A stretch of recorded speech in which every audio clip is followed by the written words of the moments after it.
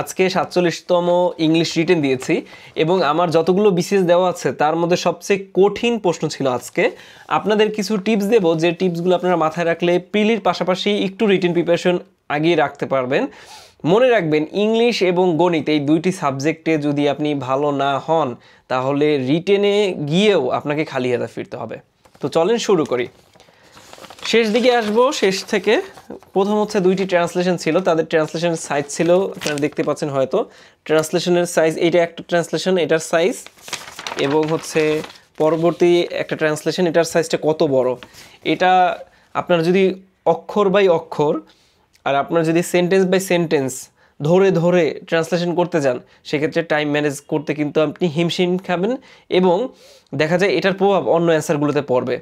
তাই যখনই translation practice করবেন চেষ্টা করবেন ভাবানুবাদ করতে, মানে আপনি একটা দুইটা লাইন পড়বেন, পরপর মাথায় যেরকমই আসুক সাজানো সেটা আপনি খাতায় তুলে দিবেন। এরপরে আসি হচ্ছে এসে এসেছে 50 মার্কের, দুইটি এসে লিখতে হয়েছে এবং এর কোনো অপশন নেই। একটা এসেছে ডিজিটাল ডিভাইড আর একটা এসেছে labour migration as a human right. তো দুইটাই কিন্তু আপনাকে লিখতে হবে। আর ডিজিটাল ডিবেট সম্পর্কে না জানলে কিন্তু আপনি সামনে আসলে বেশি লিখতে পারবেন না। আর এই যে লেবার মাইগ্রেশন, এটা নিয়েও আপনি হচ্ছে যদি একটু স্টাডি না করেন আপনি লিখতে পারবেন না। তো এখানে সবচেয়ে এফেক্টিভ হচ্ছে আপনার আননোন টপিকে ইংলিশে লিখতে জানতে হবে। আপনি ইংলিশে 3-4 পৃষ্ঠা যদি অনর্গল না লিখতে পারেন তাহলে কিন্তু রিটেনে যেয়ে খালি খাতা জমা দেওয়া লাগবে। তো চেষ্টা করবেন ফ্রি হ্যান্ড রাইটিং প্র্যাকটিস করার। যে কোনো আননোন প্রশ্নই আসুক, প্রতিটি প্রশ্ন আপনি একটা প্যাটার্নে নিয়ে আসবেন। একটি প্রশ্ন আপনি ইন্ট্রোডাকশন দিবেন, তারপরে সেটার কারণ দিবেন, সেটা থেকে উত্তরণের উপায় কি সেটা দিবেন, বিভিন্ন ডাইমেনশনে আলোচনা করা শুরু করবেন।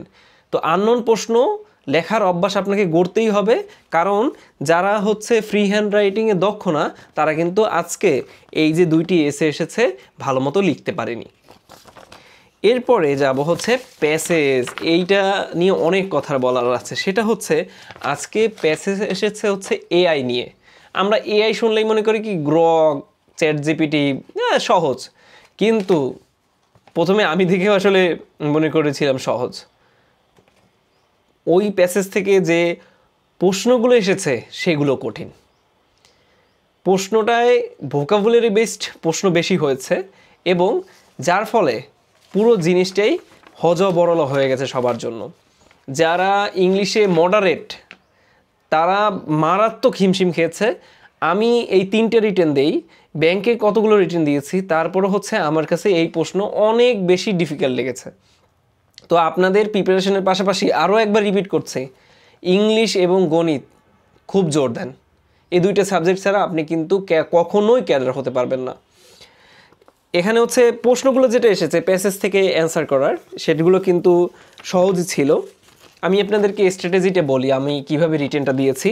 আমি কিন্তু প্যাসেজ প্রথমে পড়িনি, একদম প্যাসেজ যেরকম আছে ওরকমই ছিল। আমি প্রথমে হচ্ছে প্যাসেজ থেকে যে অ্যান্সারগুলো মানে প্রশ্নগুলো এসেছে সেই প্রশ্নগুলো আগে পড়েছি, তারপরে যে ভোকাবুলারি এসেছে 2 নম্বরে সেই ভোকাবুলারিগুলো পড়েছি।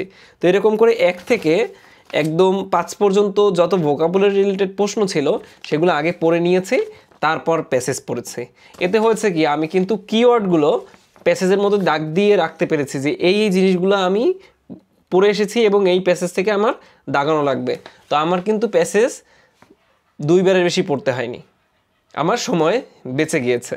আচ্ছা, এখন তাহলে আলাপ করি এই প্রশ্ন নিয়ে। 1 নম্বরে যে প্রশ্ন সেগুলো মোটামুটি সহজ, সেগুলো লেখা যায়। এবং 2 নম্বরে গিয়ে কি করেছে যে শব্দের অর্থ লিখতে বলেছে। আপনাদেরকে একটা বই কিনতে বলেছিলাম, সেটা হচ্ছে ওয়ার্ড স্মার্ট 1 and 2।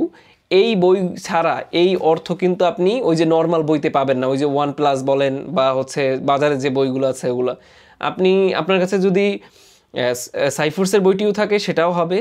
আর যদি ওয়ার্ড স্মার্ট 1-2 এই বইটা থাকে সেক্ষেত্রে আপনি ভোকাবুলারিতে কিন্তু ভালো করতে পারবেন। তো পিলির পাশাপাশি আপনার যদি পিলির প্রিপারেশন যদি সলিড হয়েই যায় তাহলে এখন থেকেই আপনার কিন্তু ভোকাবুলারি ডেভেলপ করতে হবে। 3 নম্বর প্রশ্ন এসেছে ট্রু ফলস, তো এটা সহজ ছিল। আর 4 নম্বর যে প্রশ্ন, 4 নম্বর প্রশ্নও কিন্তু ভোকাবুলারি বেস প্রশ্ন। সেখানে হচ্ছে এসেছে ভার্ব করতে হবে, অ্যাডজেক্টিভ করতে হবে, নাউন করতে হবে। তো এরকম প্রথম হচ্ছে শব্দ একটা থাকবে, সেটাকে বিভিন্ন পার্টস অফ স্পিচে নিতে হবে এবং পার্টস অফ স্পিচে নিয়ে তারপর সেটা থেকে সেন্টেন্স বানাতে বলেছে। তারপর বলেছে হচ্ছে সিনোনিম অ্যান্টোনিম লিখতে। এখন এখানে যে কয়টা আছে আপনি নিজে একটু, আমি স্ক্রিন দিয়ে রাখবো, এখান থেকে আপনি দেখেন আপনি কয়টা পারেন। দেখা যাবে আপনার হয়তো বা 2টা বা 3টার বেশি পারবেন না, অনেকে তো 5টাই পারবেন না। তো সেই ক্ষেত্রে বুঝেন আসলে কতটা কঠিন লেভেলের প্রশ্ন এটা এসেছে। তারপর সামারি রাইটিং আসছে, সামারি একটু কৌশল শিখলেই মোটামুটি পারা যায় এটা। আর হচ্ছে এসেছে হচ্ছে ওপিনিয়ন পেজে, আমরা যে ইংলিশ পেপার পড়ার সময় এডিটোরিয়ালের পরের যে পাতাটা সেখানে ওপিনিয়ন দেখি, সেই ওপিনিয়ন পেজে কি নিয়ে লিখতে বলছে, এআই কি আসলে কলোনিয়াল টুল কিনা এবং এটাকে ডিকলোনাইজ করতে আসলে কি করা দরকার। তো এখন এই প্রশ্নটা দেখলে আপনি আরও একটা জিনিস শিখবেন, সেটা হচ্ছে আমাদের কিন্তু সব এরিয়া সম্পর্কে ধারণা লাগবে। সব এরিয়া মানে এই দেখেন আজকে যে এআই রিলেটেড প্রশ্ন হয়েছে, যারা এআই নিয়ে খুব ভালো জানে না তারা কি ভালো মতো লিখতে পারবে? পারবে না। তাহলে এটার সমাধান কি? সমাধান হচ্ছে এখন থেকেই চেষ্টা করবেন ইংলিশ পেপার পড়ার। ইংলিশ পেপারটা যদি আপনি রেগুলার বেসিসে পড়েন, সব টপিক সম্পর্কে আপনার ধারণা থাকবে, আপনার রিডিং স্কিল বাড়বে এবং রিডিং স্কিল বাড়ার পাশাপাশি আপনার ভোকাবুলারি স্কিল বাড়বে, আপনার ফ্রি হ্যান্ড লেখার যে দক্ষতা সেটাও কিন্তু অনেক ভালো হবে।